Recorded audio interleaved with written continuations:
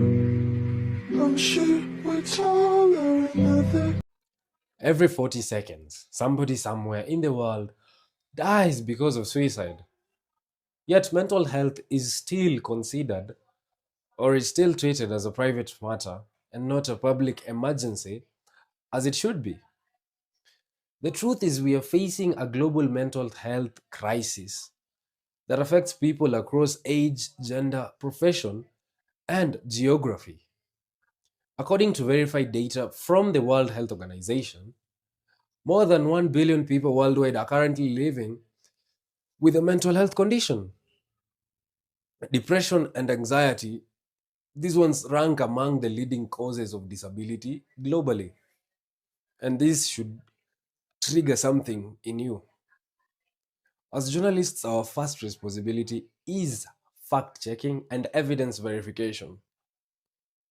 These figures are not exaggerated, people. They are supported by global research and mental health institutions around.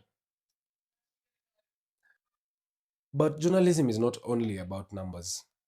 It is about public interest. When mental health systems when mental health systems fail, productivity declines, families break, and lives are ultimately lost. This makes mental health not just a personal issue, but a social and economic concern that demands public attention.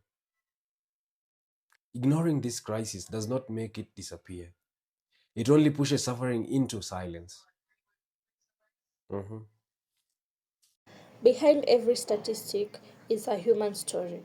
Through coordinated interviews with students, health professionals, and community members, a consistent message emerges.